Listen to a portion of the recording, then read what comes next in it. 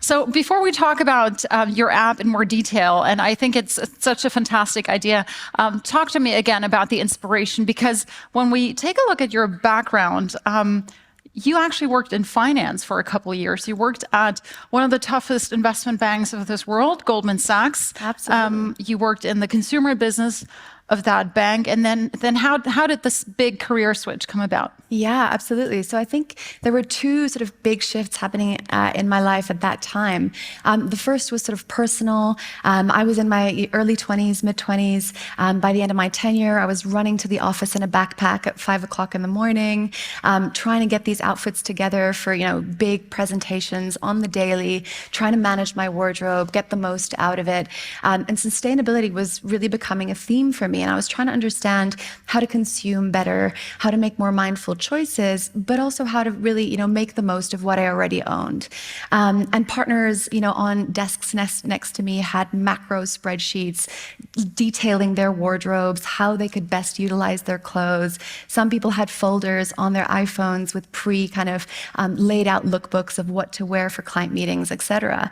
And I suppose at that point, it was so clear to me that there was a niche in the market for an AI-driven tool that could help us on the sustainability side, and that could really be a personal stylist or on our phone. Mm-hmm. And then the second thing on that side was really professional. So I was actually working on the Stitch Fix IPO, which I don't know if you're familiar with the company, but basically they would, on a subscription basis, send you a box of clothes every month to your door. You could keep what you liked and return what you didn't like. And it became incredibly apparent to me that there was this big black box in the apparel industry, retail, online, in-store, where there was a lack of data. We had no understanding of wardrobe insights, what people were actually doing with the pieces that they were buying. And if we could unlock that data segment with a digital wardrobe and personal styling tool, we could then dramatically change the online and in-store landscape for retailers, all the way from fast fashion to luxury. And then you founded this app back in 2021, and you appeared on the UK show Dragon's Den, which is sort of like Höhle der Löwen. Yes. And you when you described the product, the app, you said it's like Tinder just for clothes. Correct. So talk us through how it works. Absolutely. Let's click. There we go. Amazing. I apologize, I don't have my glasses, so I will just try to do my best with the slides. But the premise here, and I know I'm too young to have these problems, but hey ho. So the real premise here is to help you digitize your wardrobe in your phone, to have a digital inventory of what you already own. The app then uses computer vision models to basically understand from the images you upload your wardrobe composition, what price point you like to shop at, the brands that form the makeup of your wardrobe, but also understand your utilization. What things are you wearing for what occasions? How are you combining your pieces into outfits? What's your lifestyle? Are you going on trips and packing and planning for these trips? What do you need us to sort of help you with? And that allows us to basically offer you a whole sort of analytics dashboard around your wardrobe, predicting your cost per wear, utilization rate, things you should consider reselling when the AI sort of feels that you get to a point where that is actually a good call to make. And we're actually partnering with eBay now to facilitate one-click resale through the customer journey. And then off the back of this, a lot of our users decided that that wasn't enough. They wanted us to sort of merge into the realm of what Pinterest does today from an inspiration perspective, allowing you to upload wish list items, but also mood board items that our AI can then replicate for you in terms of outfits, but also give you smart suggestions on how to shop more sustainably based on what you upload onto your wardrobe. And all of this is leading us into a point now where we're just about to launch an AI-driven chatbot that is a personal stylist on your phone, so making the Dragon's Den pitch come true 2 years later after they rejected me for the money. But basically this helps you get dressed on the daily, make smart shopping recommendations, and ask the AI to do absolutely anything as it relates to your wardrobe. So I downloaded the app as my sort of preparation for this interview, but then I was too lazy to digitize everything, not because my wardrobe is so huge, but just because I thought it would take a lot of time. Is that one of the drawbacks that you're hearing? Yeah, absolutely. And it was actually one of the things that, is the reason for our huge expansion to date, because we were incredibly intentional in our segmentation when we first started. We knew this was going to be a Gen Z app to scale before we could then broaden out the user base and the use cases for an older demographic, but also for a younger demographic. We're starting to see a lot of children on the app for very different reasons. And that helped us really think about how to frame the problem with the upload, because that is the biggest barrier to entry currently. We offer a couple of different solutions. We've got some huge innovation around some incredible new launches on that side. But very briefly, we have built the world's largest database in terms of wardrobe items uploaded, which is a community tool that you can upload based on search. So let's say you say, I have Converse, Chanel bag, Zara blazer, black. You enter that into the search, and we can then basically tap to add those items to your wardrobe without you having to go through the process of taking pictures. You can also take those pictures, again, our computer vision models, crop the background, and tag these pieces for you, which informs our styling recommendation algorithm. And then lastly, we also have a Google functionality in the app where you could just type in any keyword and screenshot that to sort of bring those purchases into the app. The next big frontier for us is obviously on the B2B side, where with the right retail partnerships, we could, let's say for H&M, for instance, download automatically your receipts as you log into the app, but also all your past purchases from H&M's profile, just matching with your email. There's a lot that we can do now also with generative AI and the style bot, where you could say things like, after taking our style quiz, I'm happy with my style assessment, but actually my wardrobe is a mix of these types of blazers, these types of colors, and we could pre-populate a digital wardrobe for you already, simply using these AI tools to remove that friction. Before we talk about B2B, let's stay with B2C for a little bit, because I'm trying to figure out why it resonates so much with, I assume, predominantly female users, consumers. Why does it hit a nerve, you think? Is it sustainability, as in your case, or is it really just... Yeah. So I think there are three key themes here that are sort of the undercurrents of why this has been so successful in such a short period of time.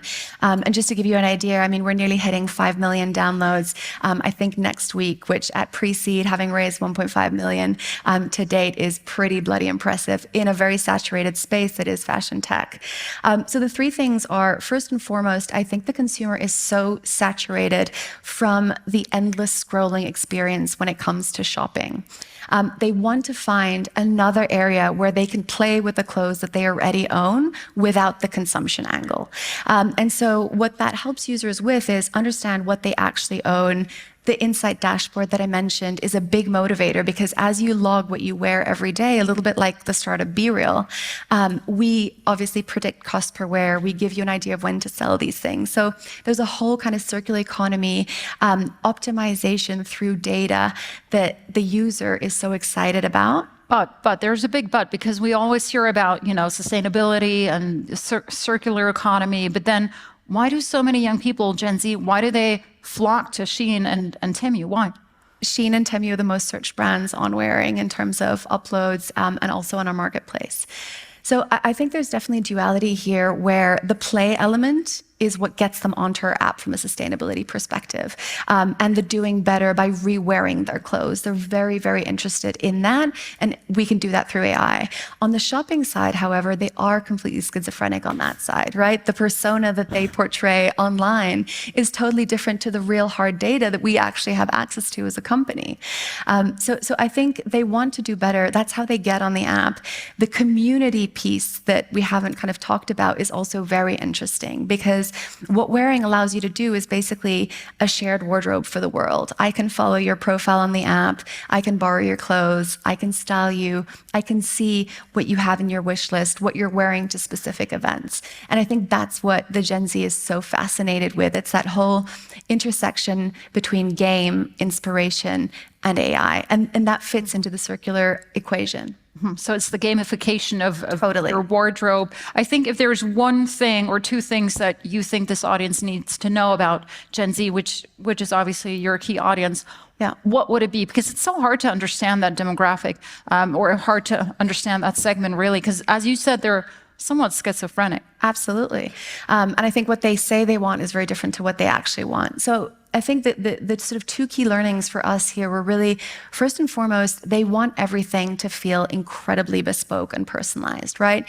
So the trajectory that we're taking with our AI chatbot is thinking about, natural language processing, improved search for things like, I know this sounds crazy, but vibe, brat summer, trending colors. Basically, they want to be able to search for things that they are seeing on TikTok. And if from a retail perspective, on your search function, you can make that work, and from our community inspiration styling function, we can make that work, that is a huge win.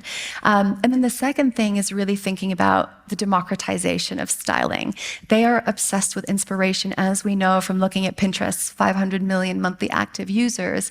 And so we see a lot of them wanting to upload an image that they've seen on social media, a TikTok screenshot, a screenshot from Instagram, and they want a shopping functionality that can recreate that outfit and sell it to them in a click. And I think that's going to be the new frontier, new ways of searching, new ways of shopping, based on language that doesn't seem like English to most of us in this room.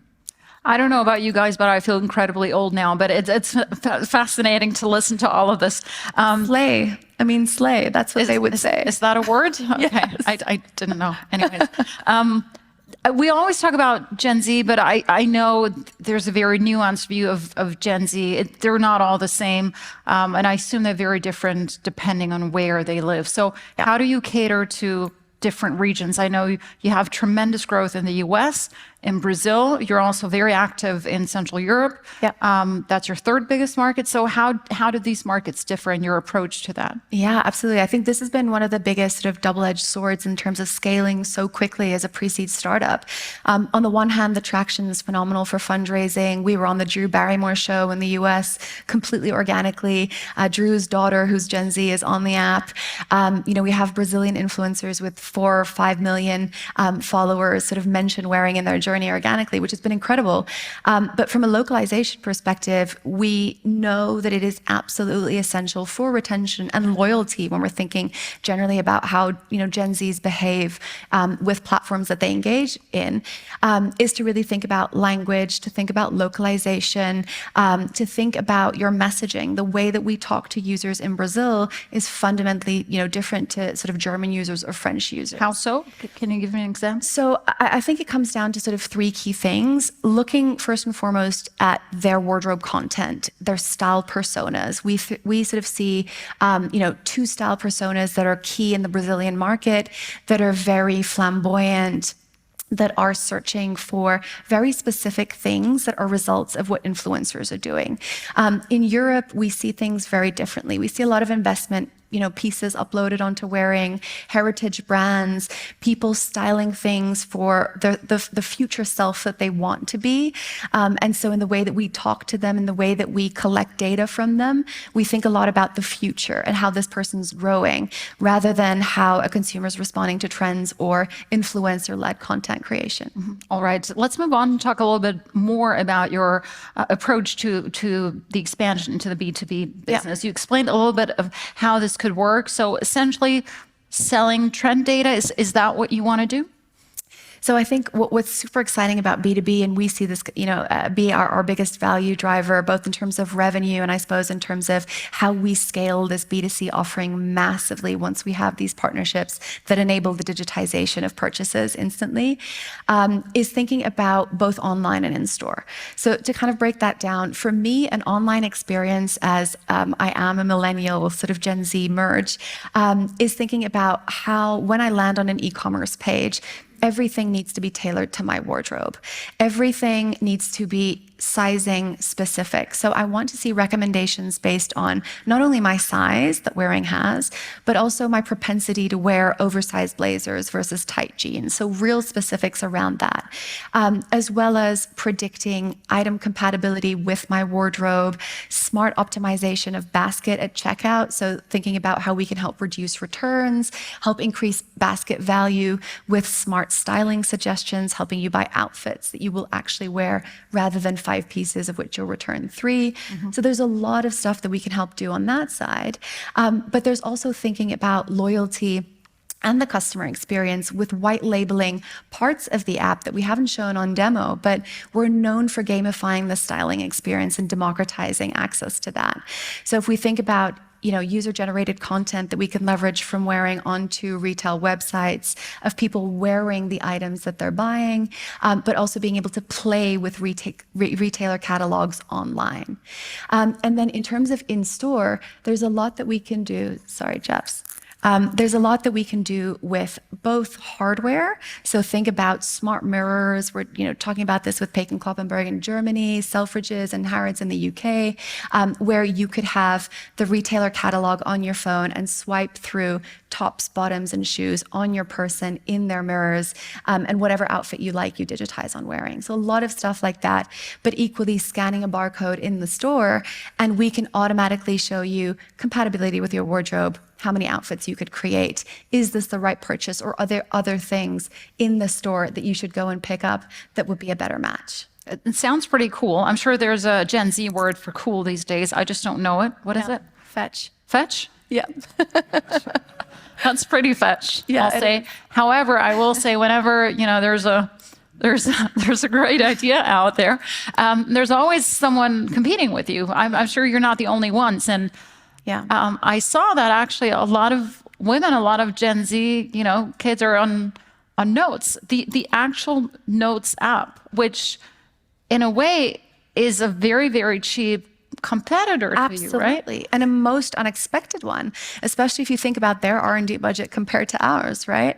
That was one of the biggest product learnings in this journey, is that, we set out to sort of create things from scratch, making it really gamified, really fun to kind of play with your clothes, make outfit collages, and we realized that actually Gen Z just wants convenience. And so taking a selfie of what you're wearing today at the conference, uploading it to your Notes app, and that kind of tracks what you've been wearing this quarter, seems like a really easy way to do that rather than digitize your wardrobe.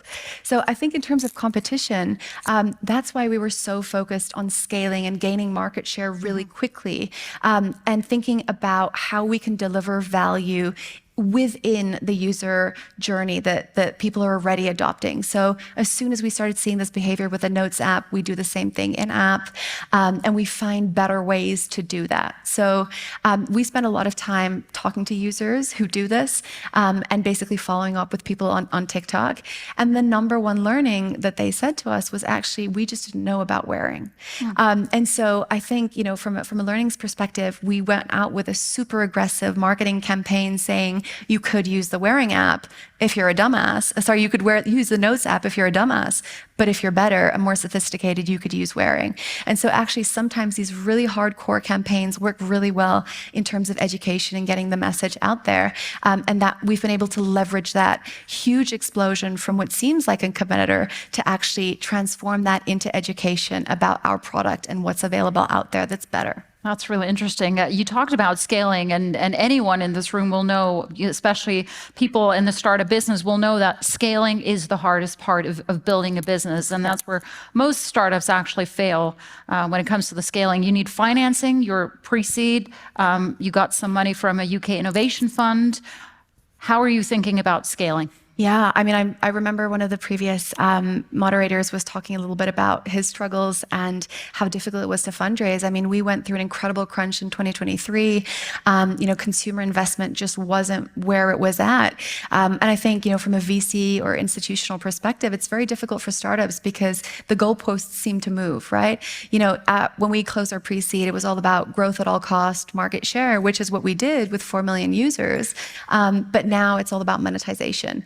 And so I think for us, it was actually a blessing in disguise, because not only were we really good in terms of capital efficiency in how we managed our pre-seed round, but we were able to think very quickly about how could we monetize our audience, launching the styling chatbot, which is coming out next month, as well as one-off, really fast ways to monetize with things like color analysis quizzes that we can use AI to basically give you an idea of what colors suit you, should you be wearing silver jewelry or gold, that type of thing. So I think while it's really difficult, it also provides best-in-class startups with the ability to be super frugal, focus on the consumer and the problem, and think really creatively about how to build sustainable businesses that can actually turn a profit. You have massive growth ambitions, and you have incredible numbers when it comes to the growth in the monthly users. I think 28% is what you're currently seeing in the US and Brazil. Yeah. Is there a sort of, I don't know, saturation point? Is there a limit that you're seeing?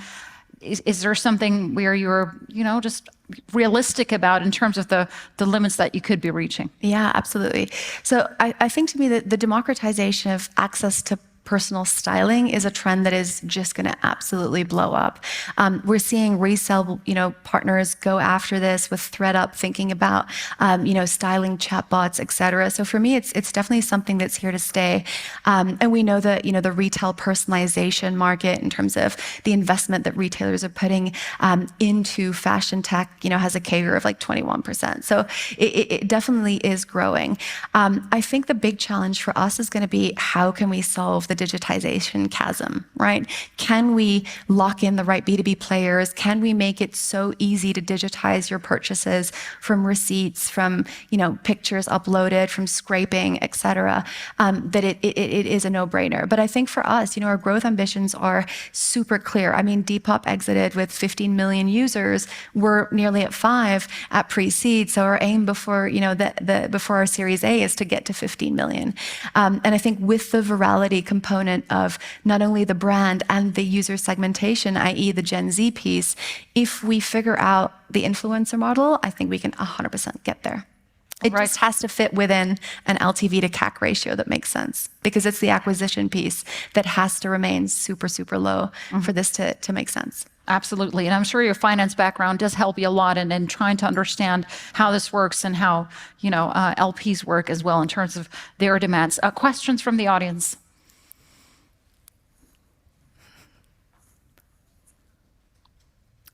I think you made your case. I made my case. Thank you very much.